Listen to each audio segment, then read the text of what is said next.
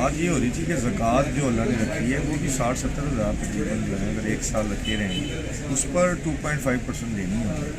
اللہ دینے والے کو پسند کرتا ہے اور اللہ نے اس کے علاوہ صدقات بھی حکم دیا ہے کہ تم صدقہ دو. اگر صدقات روک لو گے میں تم سے رزق روک لوں گا, یعنی کہ بارشیں روک لوں گا. رزق کی ڈیفینیشن لمبی ہے, ساری نعمتوں کو بھی رزق ہی کہتے ہیں, خالی روٹی کو رزق نہیں کہتے.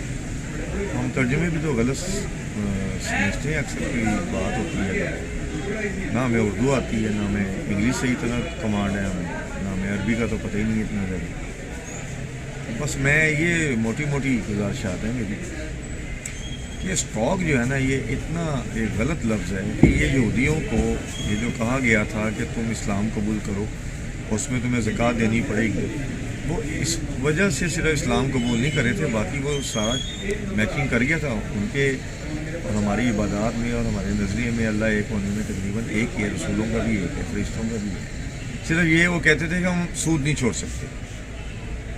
سود ملٹی پلائی کی گیم ہے, یہ ہمیشہ اسٹاکسٹ اور سود خور. اللہ اس کا دشمن ہے, اس نے اللہ سے رسول سے دشمنی کی, جس نے انسان کو تنگ کیا. ساری انسانی برادری جو ہے نا یہ اللہ تعالیٰ کا کنبہ ہے, فیملی. جو جتنا انسانوں کے لیے بینیفیشنٹ ہوگا دنیا میں اتنا اللہ کے نزدیک بھی معزز ہوگا اور لوگوں میں بھی مقبول ہوگا اور معزز ہوگا. تو یہ میں چاہتا ہوں کہ تھوڑا سا عوامی سطح پر بھی اور حکومتی سطح پر بھی اس مہنگائی کے طوفان سے نمٹنے کا میں نے تقریباً اپنے طور پہ کچھ سوچا ہے کہ یہ کچھ باتیں بنتی ہیں کہ اگر اس کے تحت اس کو گہرائی سے سوچا جائے, اس پہ تھوڑا سا عمل کیا جائے. جیسے کہ لوگوں کو کھانا بھی کھلاتے ہیں, اس سے بہت سے ایسے ضرورت مند ہیں ان کا مسئلہ حل ہوتا ہے.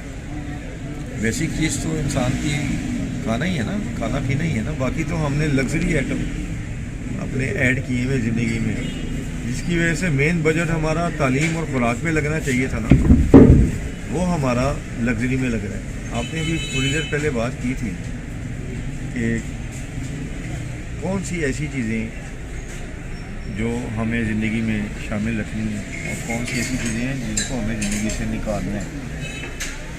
تھوڑی دیر پہلے بات ہوئی تھی, لہٰذا اس کو کیلکولیٹ کرنا پڑے گا آپ کو اپنے طور پر. آپ اپنے گھر میں بھی کبھی دیکھیں گے نا تو ہم اے سی کے بغیر بھی پنکھے میں بھی سو سکتے ہیں, لیکن ہم نے اپنے جسم کو ایسی عادتیں ڈالنی ہیں جس سے ہم اے سی کے محتاج ہو گئے ہیں تقریباً, اور اس کے بغیر نیند بھی نہیں آئے گی اب. تو اس سے کیا ہوگا کہ لوڈ پڑے گا بجلی کے اوپر, گورنمنٹ کو پھر ڈیم بنانے پڑیں گے, اور چھوٹی چھوٹی باتوں پہ جو ہم بجلی یوز کرتے ہیں اس سے ہمارا بجٹ جو ہے نا گورنمنٹ کا بھی اور ہمارا اپنا ذاتی بھی وہ آؤٹ آف کنٹرول ہوگا. پھر ہمیں قرضے لینے پڑیں گے, پھر ہم سود میں دلدل میں پھنس جائیں گے. چیزیں پھر جڑی ہوتی ہیں ایک دوسرے کے ساتھ. اب انگریز نے کپڑا نکالا ہے بیگ صاحب, اس پہ لکھا ہوا ہے واش اینڈ ویئر. شاید آپ نے پڑھا ہو کبھی. جی ایسے ہی ہے, بچپن سے آپ سنتے اور ایسے ہی آ رہے ہیں اور کپڑا یوز بھی کر رہے ہوں گے, آپ خریدتے بھی ہوں گے یہ کہہ کے اس میں کاٹن بھی ہے اور پولیسٹر بھی ہے, دونوں چیزوں کی ایوریجنگ کر کے نا کوئی 60% کاٹن یا 40% پولیسٹر کر کے واش اینڈ ویئر.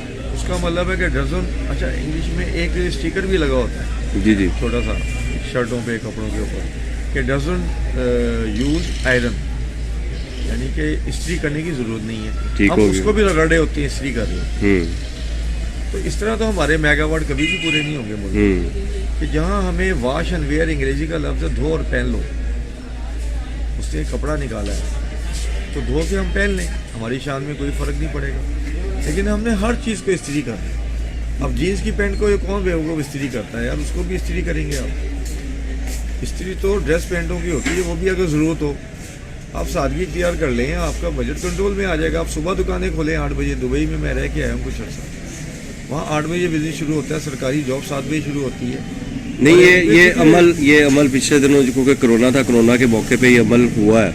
لیکن آپ کو میں صحیح بتا رہا ہوں کیونکہ میں بھی دکاندار ہوں, ہمارا گاہک ہی 3 بجے آتا ہے. یعنی کہ اگر دکاندار سیدھا ہو بھی جائے تو یہ قوم سیدھی نہیں ہوتی. سر آپ کی جیسی باتیں مجھے اور بھی دوستوں نے کی کہ گاہک کتنے بجے آتا ہے. گاہک تو رات کے 7 بجے بھی آتا ہے فوڈ اسٹریٹ میں.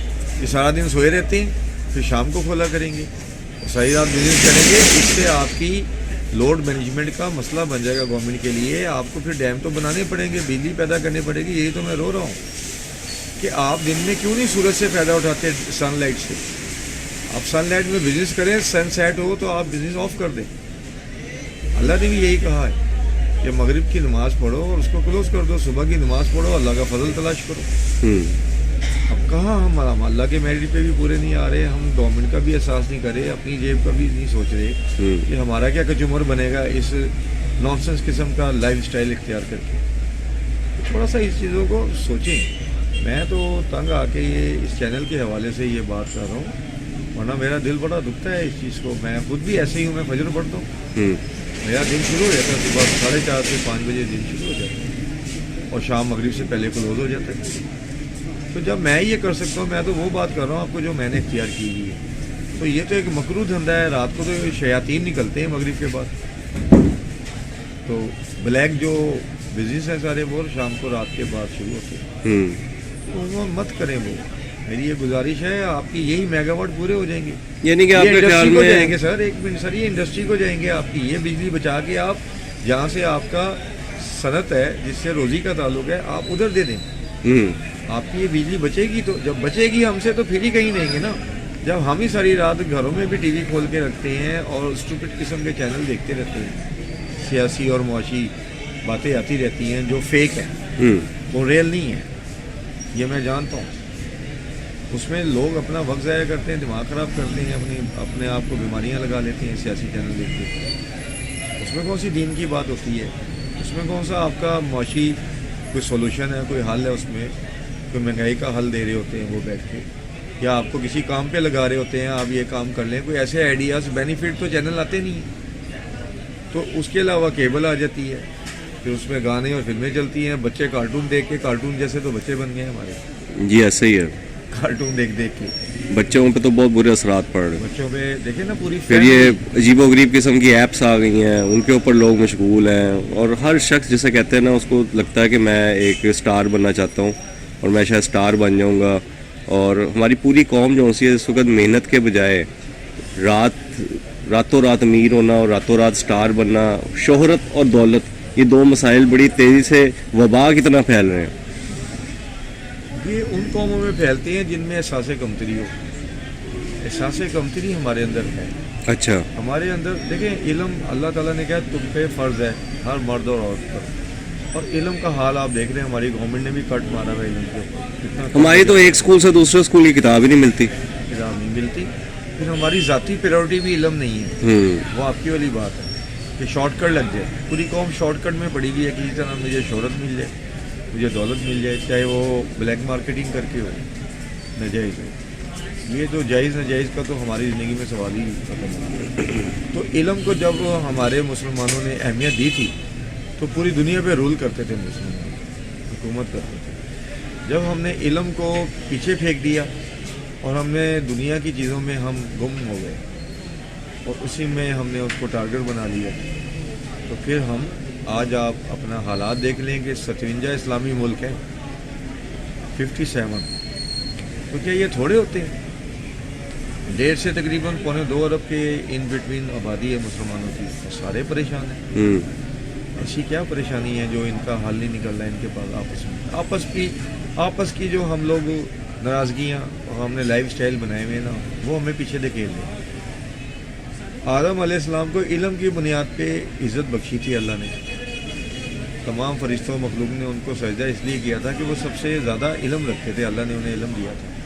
तो आज हम अपने आबा अजदाद को ही देख लें, कम अज़ कम अल्लाह के मैसेज को देख लें कि आदम पे फ़ख्र तो इसी बात पे किया था ना अल्लाह ने कि ये मेरा बंदा है, खलीफा है और सबसे ज़्यादा इल्म रखता है। भाई साहब, आज की बात को यहाँ पे ख़त्म करते हैं और इंशाल्लाह ताला इस बात को आगे लेके चलेंगे हम। और मैं आपसे जो अगली गुफ्तगू होगी वो इसी बारे में होगी, जो आपने ये इल्म का ताल्लुक़ उस्ताद से भी है। तो मैं आपसे ये पूछूंगा कि आजकल अगर इल्म नहीं है तो क्या वैसा इल्म देने वाले उस्ताद मौजूद हैं? हम इसके ऊपर इंशाल्लाह ताला अगली वीडियो में बात करेंगे। बहुत बहुत शुक्रिया आपका, आपका शुक्रिया, बहुत बहुत शुक्रिया कि आपने मेरे जैसे बंदे को यहाँ दावत दे दी। खुदा हाफिज़। खुदा हाफिज़।